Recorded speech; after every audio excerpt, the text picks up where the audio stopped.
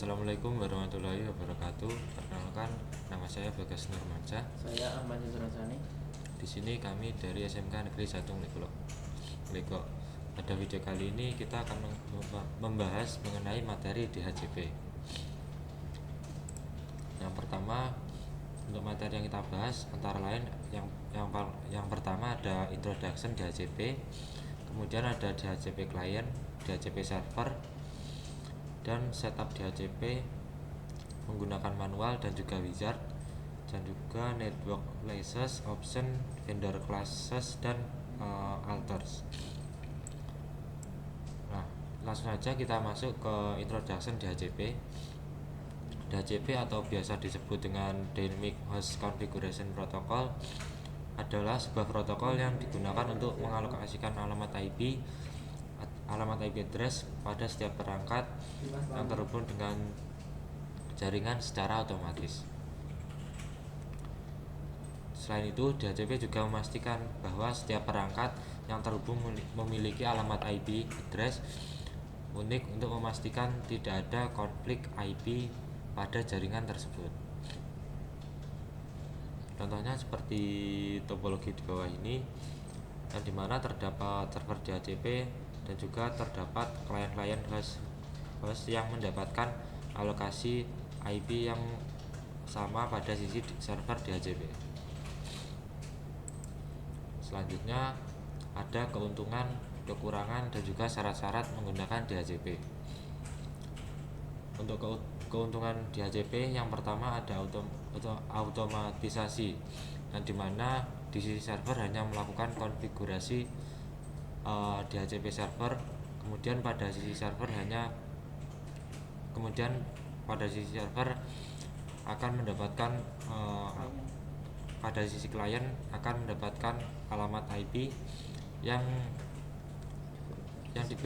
disediakan oleh sisi server ketika di sisi klien melakukan request ke DHCP server. Jadi pada sisi klien tidak perlu melakukan konfigurasi secara manual. Dan juga ada IP sharing relation, yang dimana nanti IP yang sudah terpakai oleh klien lain tidak akan digunakan oleh klien yang melakukan request IP. Jadi satu IP hanya bisa digunakan untuk satu klien saja. Kemudian ada centralized management, yang dimana di sisi server hanya merubah settingan pada DHCP server, maka nanti DHCP client pada sisi klien akan langsung menyesuaikan informasi yang dirubah pada sisi server. Kemudian ada IP conflict avoidance, yang dimana ini mengurangi resiko konflik IP seperti IP yang sudah digunakan oleh perangkat 1 tidak bisa digunakan oleh perangkat 2. Kemudian ada kekurangan dari DHCP, yaitu ketergantungan pada sisi server.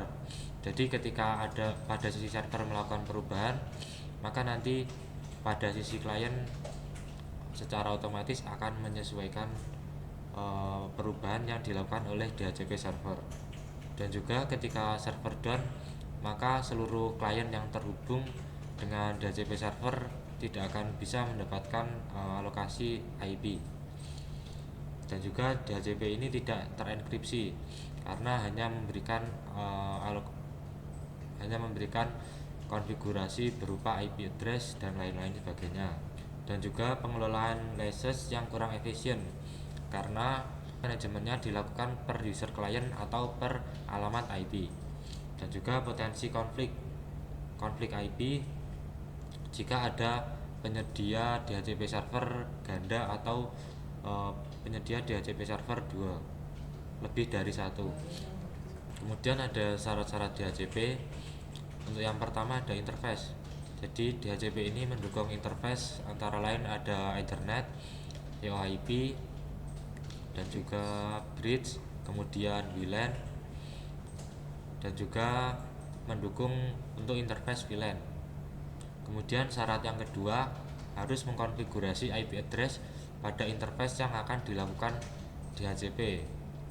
Selanjutnya ada konfigurasi IP address, yang dimana tujuan dari ini adalah memberikan gateway kepada klien, dan juga agar sisi klien bisa mendapatkan akses ke internet menggunakan IP address. Tersedia IP pool atau rentang IP, jadi kita perlu melakukan konfigurasi IP pool agar pada sisi klien mendapatkan rentang IP yang akan diberikan.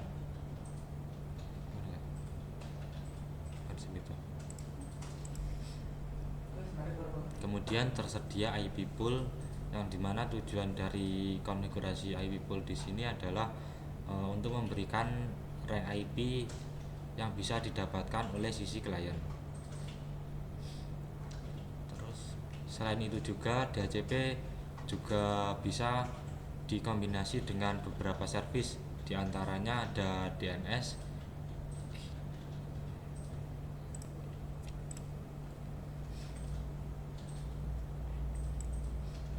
dan juga selain itu DHCP ini juga bisa dikombinasi dengan beberapa service, diantaranya ada DNS dan juga NTP, kemudian firewall, hotspot server, dan juga tunnel atau bahkan bisa address list. Selanjutnya kita akan membahas mengenai proses DHCP atau yang biasa disebut dengan DHCP handshake. Proses ini dimulai dari sisi klien yang melakukan DHCP discover kepada router, apakah pada router menyediakan mengaktifkan DHCP server. Kemudian jika ada router yang menyediakan DHCP server, maka router tersebut akan membalasnya dengan DHCP over atau menawarkan alamat IP DHCP yang tersedia pada router tersebut. Kemudian pada klien akan menerima DHCP over yang dikirimkan oleh router yang berisi IP yang ditawarkan oleh router tersebut. Kemudian pada sisi klien akan mengirimkan request bahwasanya sisi klien ingin menggunakan IP yang ditawarkan sebelumnya.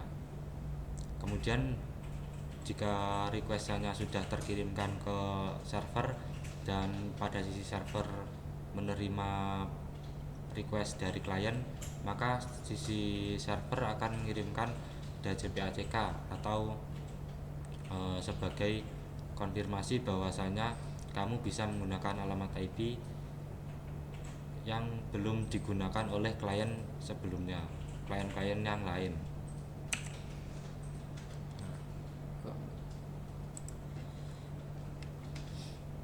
Selanjutnya ada DHCP client.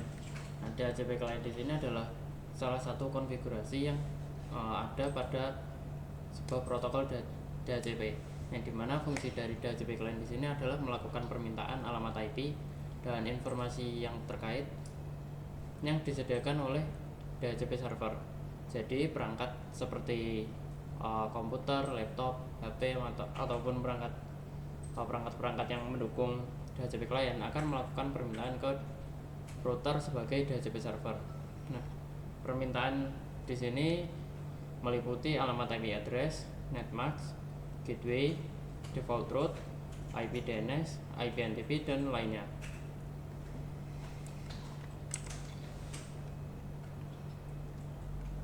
Pada router sendiri, untuk dapat melakukan konfigurasi DHCP client, kita dapat masuk ke menu IP DHCP client. Nah, akan muncul sebuah tab di mana kita dapat melakukan konfigurasi DHCP client dengan menentukan interface. Nah, interface di sini adalah interface yang mengarah ke sisi DHCP servernya. Jadi, ketika diatur misalnya header 1, maka kita akan mengirimkan pesan discover ke interface header 1 dan akan diterima oleh perangkat netboard yang terhubung dengan perangkat router kita sebagai DHCP client. Nah, untuk konfigurasi DHCP client di sini sebenarnya cukup sederhana, di mana kita hanya perlu menentukan interface agar dapat menerima informasi dari DHCP server. Nah, pada DHCP client juga terdapat beberapa parameter yang dapat digunakan juga, seperti misalnya use peer DNS. Nah, parameter di sini fungsinya untuk apakah kita akan menggunakan IP DNS yang diberikan oleh DHCP server atau tidak. Artinya kalau kita centang parameter use peer DNS, maka router kita sebagai DHCP client akan menggunakan alamat IP DNS yang diberikan oleh DHCP servernya. Dan hal ini juga sama untuk parameter use peer NTP. Ketika diaktifkan, kita akan menggunakan alamat IP NTP server yang diberikan oleh DHCP server. Namun ketika DHCP server tidak menyediakan misalnya alamat IP NTP, maka permintaan yang dilakukan DHCP client di sini akan ditolak atau tidak akan menerima balasan. Selain itu ada parameter add default route. Nah, parameter di sini digunakan untuk apakah kita akan menambahkan sebuah default route yang dapat digunakan untuk klien dapat mengakses internet atau tidak. Dimana konfigurasi default route di sini akan menggunakan gateway adalah alamat IP yang diatur pada interface yang menjadi DHCP server pada router yang berperan menjadi DHCP server. Nah, dan juga pada menu DHCP client di sini juga ada tab Advanced, di mana terdapat dua parameter yang mungkin sering digunakan. Yang pertama DHCP option, di sini untuk menentukan option yang akan digunakan, di mana option di sini berisi kode dan juga value yang akan dikirimkan ke DHCP server, seperti misalnya hostname dan juga client ID, di mana DHCP server nanti akan menerima informasi hostname dan juga client ID dari DHCP clientnya. Kemudian ada parameter default route distance. Parameter ini digunakan untuk menentukan distance yang akan digunakan default route ketika kita mengaktifkan parameter add default route. Jadi semisal defaultnya adalah 1, jadi ketika kita berhasil melakukan request IP misalnya ke DHCP server dan terbentuk default route, maka akan menggunakan distance 1. Nah, indikator ketika kita berhasil melakukan konfigurasi DHCP client dan menerima informasinya adalah statusnya adalah bound. Oke, selanjutnya ada DHCP server. Nah, DHCP server di sini berbeda dengan DHCP client, di mana DHCP client tadi atau sebelumnya adalah konfigurasi yang dimana kita akan melakukan permintaan alamat IP dan informasi lainnya ke DHCP server. Nah, DHCP server di sini berperan sebagai layanan yang memberikan informasi atau konfigurasi jaringan kepada perangkat yang melakukan request IP atau perangkat DHCP kliennya. Nah, informasi di sini dapat berupa alamat IP address, netmask, default gateway atau default route, dan juga alamat IP NTP, DNS, NTP, dan masih banyak lagi.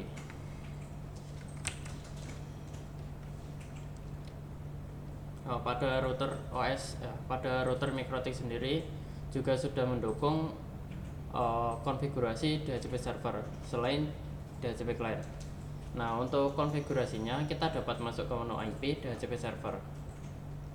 Ketika kita lihat pada tab di sini terdapat beberapa tab yang dapat digunakan, dan kini adalah tab yang akan kita bahas selanjutnya. Nah, terdapat dua cara untuk melakukan konfigurasi DHCP server. Yang pertama dengan cara manual, di mana kita menentukan alamat IP pool dan juga DHCP server. Selain itu, kita juga perlu menentukan DHCP networknya. Nah, ketika kita melakukan konfigurasi DHCP client, DHCP server secara manual, kita dapat menambahkan sebuah entry DHCP server baru dengan klik plus, dimana nanti akan muncul sebuah tab baru yang berisi beberapa parameter yang perlu kita atur untuk menjalankan DHCP server pada sebuah interface tertentu. Nah, parameter yang pertama Di sini yang paling penting adalah interface. Nah, interface di sini berperan sebagai interface mana kita bakal menjalankan DHCP server ini. Seperti yang sudah dibahas teman saya sebelumnya, interface yang mendukung DHCP server ini ada banyak, meliputi Ethernet, PPOE, EOIP, WLAN, VLAN, Bridge, dan sebagainya. Jadi parameter interface di sini sangat penting. Kemudian ada relay. Relay di sini parameter yang berfungsi ketika kita menggunakan layanan DHCP server yang tidak berada di router itu sendiri. Artinya DHCP server itu dijalankan pada router lain. Artinya bisa dibilang kita hanya meneruskan permintaan klien ke DHCP server yang sebenarnya agar klien dapat mendapatkan informasi seperti alamat IP. Dan juga ada parameter list time. Parameter ini cukup penting di mana di sini parameter list time di sini menentukan berapa lama klien dapat menggunakan alamat IP yang diberikan oleh DHCP server itu sendiri. Defaultnya adalah 10 menit. Jadi ketika klien sudah menggunakan alamat IP dari DHCP server selama 10 menit, maka masa sewa alamat IP tersebut akan habis dan klien perlu melakukan request kembali. Jadi di sini klien nggak perlu melakukan proses DORA sebelumnya, tidak perlu mengirimkan pesan discover, tetapi langsung mengirimkan pesan request untuk melakukan pembaruan alamat IP dan juga memperbarui list time itu sendiri. Kemudian parameter yang cukup penting juga adalah address pool, di mana parameter address pool di sini menentukan range atau alamat IP yang akan diberikan ke DHCP kliennya atau kliennya nanti. Nah, address pool di sini bisa dikonfigurasi pada menu IP pool. Dan juga selain itu pada parameter address pool di sini kita dapat menggunakan dua option. Yang pertama menggunakan IP pool dan juga yang kedua adalah static only. Dan static only di sini akan dibahas setelah ini. Kemudian ada parameter source address. Nah, parameter source address di sini digunakan DHCP server untuk berkomunikasi dengan kliennya. Ketika kita tidak mengatur parameter source address, maka komunikasi DHCP server dengan DHCP kliennya nanti menggunakan alamat IP yang diatur pada interface yang digunakan sebagai DHCP server. Jadi ketika pada kasus ini di sini menggunakan interface VLAN 10 DHCP. Jadi alamat IP yang digunakan DHCP server untuk berkomunikasi dengan klien menggunakan IP yang diatur pada interface VLAN 10 DHCP. Nah, ketika diatur misalnya 10.1.1.1, maka DHCP server akan menggunakan alamat IP 10.1.1.1 untuk berkomunikasi dengan kliennya. Nah, yang kedua selanjutnya ada parameter delay threshold. Parameter delay threshold berfungsi untuk memberikan jeda balasan yang dilakukan DHCP server. Jadi ketika DHCP klien mengirimkan pesan discover, maka DHCP server nggak langsung membalas pesan discover tersebut dengan pesan over, tetapi menunggu sampai mencapai delay threshold. Jadi ketika pada contoh di sini, ketika diatur 10 detik dan router sebagai DHCP server menerima pesan discover dari klien, maka DHCP server akan membalas pesan over setelah 10 detik. Selain itu ada parameter yang cukup penting juga ketika kita ingin melakukan manajemen user atau klien DHCP server secara terpusat, yaitu dengan menggunakan radius. Untuk menggunakan radius kita bisa mengatur parameter use radius menjadi yes. Selain itu ada parameter yang dapat digunakan untuk security. yang dimana DHCP server di sini kan seperti yang teman saya bilang tadi, tidak ada enkripsi, tetapi kita dapat menggunakan parameter add ARP for releases yang dapat dikombinasikan dengan ARP mode reply only agar klien harus menggunakan alamat IP dynamic atau alamat IP yang diberikan DHCP server agar dapat terhubung dengan jaringan dan dapat berkomunikasi dengan perangkat lain ataupun internet. Nah, selanjutnya kita akan membahas DHCP network. Nah, setelah kita menentukan interface yang akan menjadi DHCP server dan juga range IP yang akan diberikan ke klien, selanjutnya kita perlu melakukan konfigurasi DHCP server network. Nah, fungsi dari konfigurasi di sini adalah untuk memberikan informasi apa saja yang akan diberikan ke DHCP kliennya nanti. Nah, konfigurasinya dapat dilakukan pada menu IP DHCP server, kemudian pada tab network. Nah, secara default di sini terdapat beberapa parameter ketika kita menambahkan sebuah entry baru. Yang pertama adalah address. Nah, address di sini adalah prefix alamat IP network yang digunakan pada interface tersebut atau interface yang berperan menjadi DHCP server. Jadi ketika diatur 192.168.110.1.0/24, artinya interface yang berperan menjadi DHCP server menggunakan alamat IP network tersebut yang akan diatur pada parameter address. Kemudian ada parameter gateway. Parameter gateway di sini adalah alamat IP yang diatur pada interface yang menjadi DHCP server dan juga IP yang berperan menjadi gateway ketika klien ingin berkomunikasi dengan perangkat lain yang ada di jaringan ataupun berkomunikasi dengan internet. Kemudian ada parameter netmask. Nah, parameter di sini digunakan untuk menentukan prefix yang akan digunakan oleh kliennya nanti. Dan juga pada menu network di sini kita juga dapat menentukan alamat IP DNS yang akan diberikan yang akan diberikan ke kliennya nanti dengan menonaktifkan parameter no DNS. Jadi ketika parameter no DNS tidak dicentang, kita dapat mengatur alamat IP DNS yang akan diberikan ke kliennya nanti pada parameter DNS server. Jadi nanti ketika klien melakukan request, klien tersebut akan menggunakan alamat IP DNS yang diatur pada parameter DNS server. Oke, selain melakukan konfigurasi DHCP server secara manual, kita juga dapat menggunakan salah satu fitur yaitu wizard DHCP yang akan dijelaskan oleh teman saya. Kemudian kita bisa masuk ke menu DHCP server, kemudian pada menu DHCP setup. Untuk di menu yang pertama kita akan disuruh untuk menentukan interface. Jadi interface mana yang akan dilakukan konfigurasi DHCP. Biasanya interface ini sudah terdapat alamat IP address.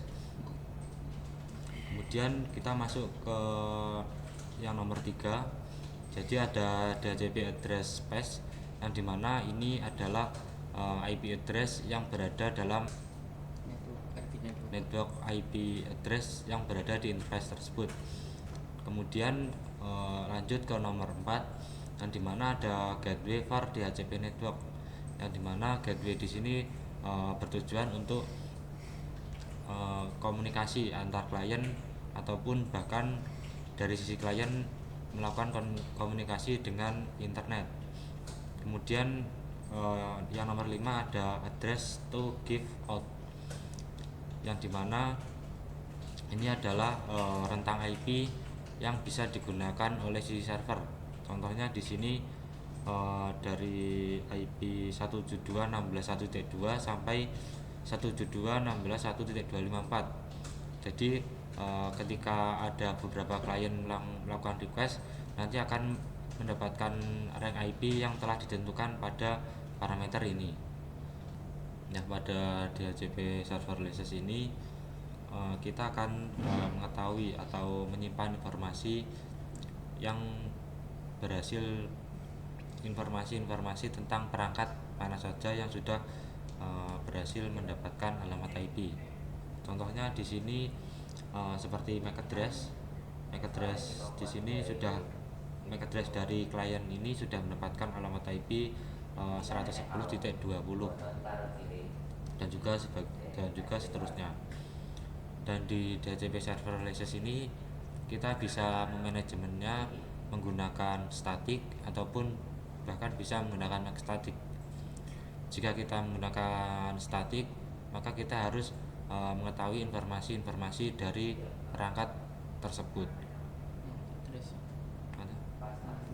yang paling penting informasi-informasi dari perangkat tersebut, dan yang paling penting adalah MAC address dari klien tersebut. Berbeda dengan MAC static, yang dimana ketika ada klien yang sudah terhubung secara dinamik, kita bisa merubahnya menjadi MAC static.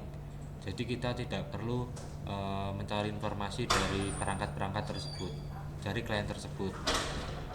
Contohnya di sini ketika kita menggunakan MAC static, maka nanti kita tinggal melakukan modifikasi saja.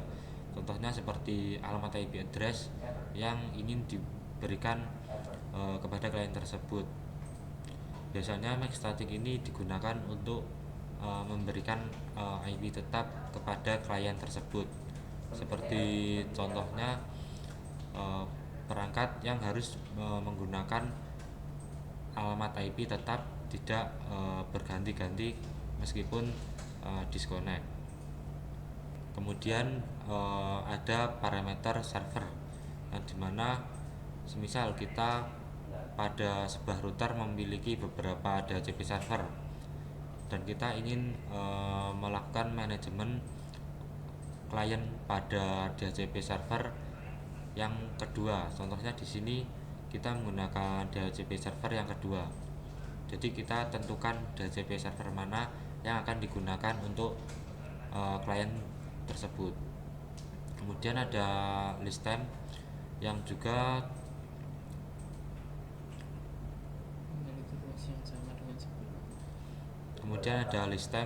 dimana fungsinya sama seperti yang sebelumnya, yaitu masa sewa dari alamat IP tersebut. Jadi semisal pada DHCP server yang utama tadi atau DHCP server tadi menentukan alamat IP, menentukan list time 10 detik. Kemudian di sini kita bisa melakukan menentukan list time di atasnya 10 detik atau bahkan di bawahnya. Aneh enggak sih? Atau di atas bawah itu. Kita bisa menentukan di bawahnya atau bahkan di atasnya. Jadi ketika meskipun kita sudah menyetingnya pada license di DHCP server utama, kita juga bisa menentukan di sini untuk perangkat tersebut dapat menggunakan masa sewa IP-nya seberapa lama. Kemudian ada block access yang dimana ketika kita aktifkan, maka nanti pada sisi klien tidak akan bisa mendapatkan alamat IP atau bahkan tidak bisa melakukan komunikasi dengan sisi server. Kemudian selain itu juga pada MAC static kita juga bisa melakukan limitasi terhadap klien yang dilakukan MAC static tersebut. Kemudian kita juga bisa menentukan posisi dari rule yang kita limitasi pada simple queue. Jadi rule tersebut akan diposisikan di mana, kita bisa menentukan pada parameter insert queue before. Jadi ketika kita setting first, maka nanti rule tersebut akan diposisikan di paling atas. Biasanya ini digunakan ketika kita memiliki beberapa rule dan ingin memprioritaskan rule yang kita setting di sini. Selain itu kita juga bisa menggunakan address list. Jadi nanti ketika dari klien tersebut sudah berhasil terhubung, maka nanti informasi tersebut akan tercatat di dalam menu address list. Kemudian pada DHCP server license ini terdapat beberapa status. Di antaranya ada status waiting, yang dimana ini menunjukkan bahwa klien tersebut sedang tidak aktif. Contohnya perangkat tersebut perangkatnya sedang mati ataupun mengalami kerusakan, bisa jadi. Kemudian ada status testing, yang dimana di sini digunakan untuk mengecek apakah alamat IP tersebut digunakan oleh klien lain atau tidak. Kemudian ada auto racing, atau biasanya ini digunakan, atau biasanya status ini ketika kita menggunakan server radius. Kemudian ada status busy, atau digunakan untuk mengecek apakah alamat IP tersebut digunakan oleh sedang digunakan oleh klien lain atau tidak. Kemudian ada status override, yang dimana status ini menunjukkan bahwasanya pada DHCP server sudah mengirimkan offer, tetapi pada sisi klien belum mengirimkan request balik bahwasanya ingin menggunakan IP yang ditawarkan oleh offer. Kemudian yang terakhir atau yang biasa disebut dengan status bound, yang di sini menandakan bahwasanya sisi klien sudah berhasil mendapatkan alamat IP yang diberikan oleh sisi klien. Kemudian ada DHCP server option, yang dimana fitur ini digunakan untuk memberikan informasi tambahan selain pada DHCP server network berdasarkan kode dan juga value. Value di sini ditulis berdasarkan format hexadesimal ataupun string. Contohnya seperti kode yang biasa digunakan. Di sini ada 6, biasanya digunakan untuk IP DNS. Kemudian 15 di sini digunakan untuk domain. Kemudian ada 42 digunakan untuk IP NTP. Kemudian 66 ini digunakan untuk IP TFTP server. Dan yang terakhir ada 121 yang digunakan untuk static root. Nah, untuk konfigurasi DHCP server option di sini kita perlu masuk ke menu IP, kemudian DHCP server, kemudian kita masuk ke menu option. Di sini untuk contohnya, untuk parameter yang perlu kita isi diantaranya ada name. Jadi name dari option tersebut mau diberi nama apa. Kemudian ada kode. Di sini digunakan untuk menentukan informasi apa yang akan diberikan ke klien nanti. Kemudian di sini kita ada contoh untuk kode 6 value. Di sini untuk X, 0 dan seterusnya. Di sini merupakan kode dari IP DNS yang berformat hexadesimal.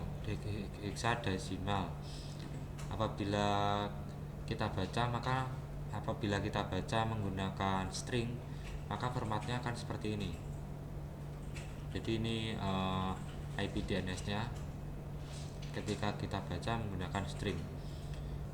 Di sini kita ada contoh kode value untuk kode 121. Untuk format penulisannya seperti berikut, ada 0x, kemudian prefix yang digunakan, kemudian ada destination atau tujuannya, kemudian ada gateway atau gateway yang bisa digunakan. Untuk contoh penulisannya seperti ini. Jadi di sini menggunakan traffic 18 dengan destination IP 192.168.10.0 dengan menggunakan gateway IP 172.16.1.1.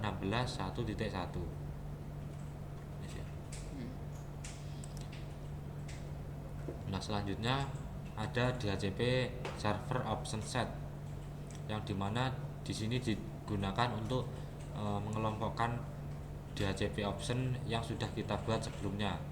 Jadi semisal kita membuat beberapa DHCP option seperti routing static, kemudian NTP, DNS. Nah, semisal kita ingin menggunakan semua option yang kita inginkan, kita bisa mengelompokkannya dengan menggunakan option set. Jadi ketika kita tambahkan, kemudian kita diminta untuk mengisi nama dari option tersebut apa atau nama dari kelompok tersebut apa. Di sini contohnya seperti option group 1. Jadi di dalam option group 1 nanti terdapat beberapa option. Di antaranya ada DNS, kemudian domain, NTP dan sebagainya sesuai dengan kebutuhan.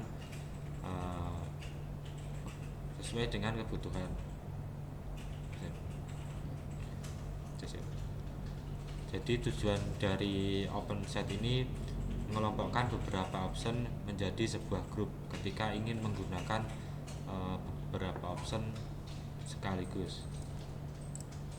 Nah, kemudian di sini ada DHCP server vendor class, yang dimana digunakan untuk memberikan alokasi alamat IP address yang berbeda berdasarkan jenis ataupun OS yang digunakan perangkat DHCP client berdasarkan class ID.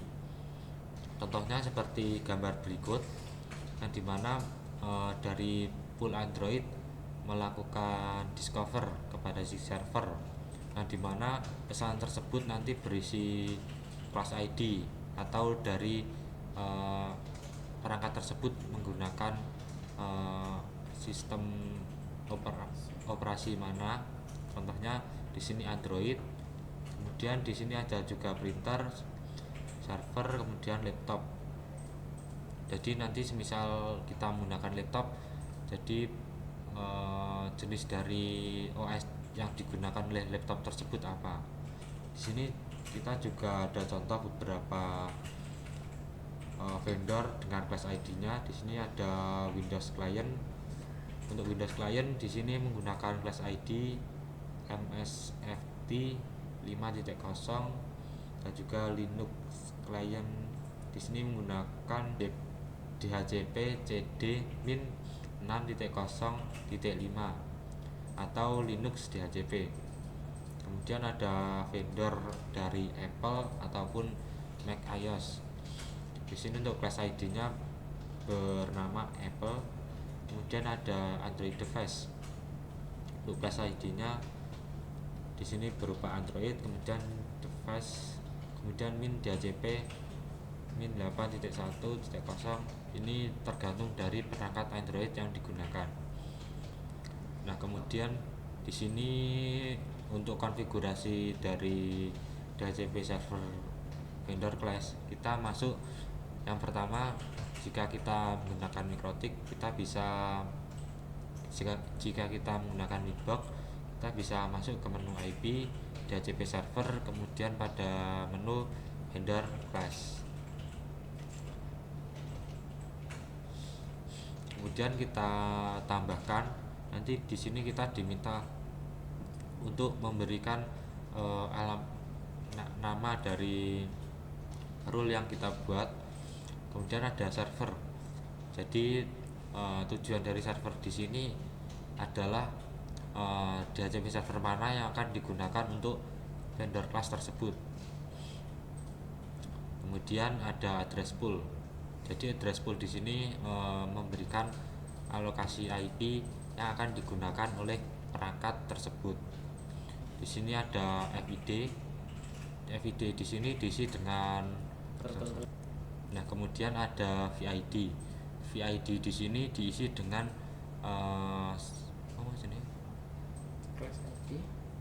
VID di sini diisi dengan class ID dari jenis perangkat tersebut. Contohnya di sini semisal kita ketika ingin menggunakan ketika agar klien seperti Windows ketika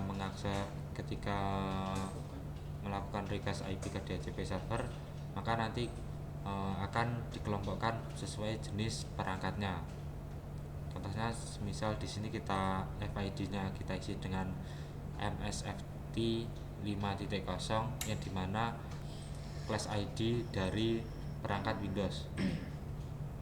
Jadi nanti ketika ada perangkat Windows yang melakukan request, maka akan menggunakan server DHCP yang telah ditentukan pada vendor class. Kemudian ada address pool atau alamat yang bisa digunakan untuk klien tersebut, klien dari jenis perangkat Windows. Jadi tujuan dari mengatur parameter address pool di sini adalah memberikan rank IP yang bisa digunakan dari jenis perangkat tersebut. Contohnya semisal di sini untuk DHCP server biasa akan menggunakan rank IP dari 2 sampai 50. Kemudian untuk jenis perangkat Windows maka nanti akan mendapatkan alokasi IP dari 51 sampai semisal 100. Jadi nanti ketika ada klien Windows akan menggunakan alamat IP yang ditentukan pada address pool di dalam DHCP class vendor ini. Nah kemudian di DHCP server ini kita bisa melakukan DHCP server security atau keamanan dari DHCP servernya. Di sini kita bisa menggunakan DHCP server alert, yang dimana untuk penjelasannya akan disampaikan oleh teman saya. Oke, jadi DHCP alert di sini adalah salah satu fitur yang dapat digunakan agar kita dapat mendeteksi ketika ada 2 atau lebih DHCP server pada satu jaringan. Jadi sebenarnya pada jaringan itu tidak disarankan untuk membuat 2 DHCP server. Jadi kita harus mendeteksi ketika ada DHCP server lain. Kita harus kok harus terus toh. Jadi ketika pada jaringan terdapat 2 DHCP server, kita harus menggunakan salah satu DHCP server yang valid. Jadi kita mendeteksi DHCP server yang bisa dibilang berpura-pura menjadi DHCP server asli. Nah, dapat dilihat pada gambar di sini terdapat router dan juga attacker. Nah, router di sini dia juga berperan menjadi DHCP server, di mana di dalam jaringan tersebut terdapat klien atau attacker yang juga menjalankan fitur DHCP server atau biasa disebut DHCP rogue, di mana yang seharusnya klien victim menggunakan informasi alamat IP dari router, dia menggunakan alamat IP yang diberikan attacker. Yang biasanya attacker di sini mengatur alamat IP berbeda sehingga klien tidak dapat mengakses internet misalnya. Nah, untuk mendeteksi perangkat yang menjadi sebagai DHCP rogue pada jaringan kita dapat menggunakan DHCP alerts.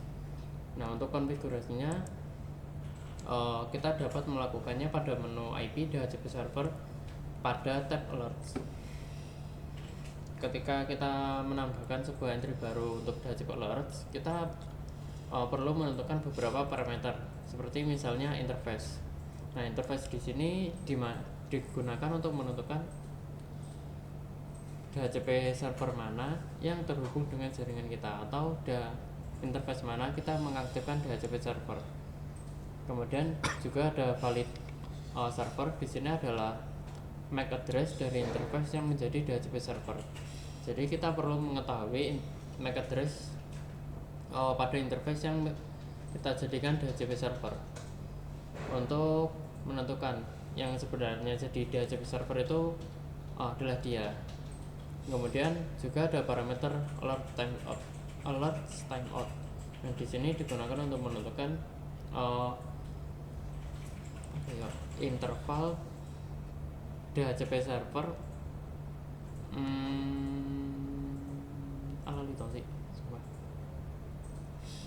digunakan untuk menentukan interval di mana DHCP server mendeteksi ketika ada DHCP roadway pada jaringannya.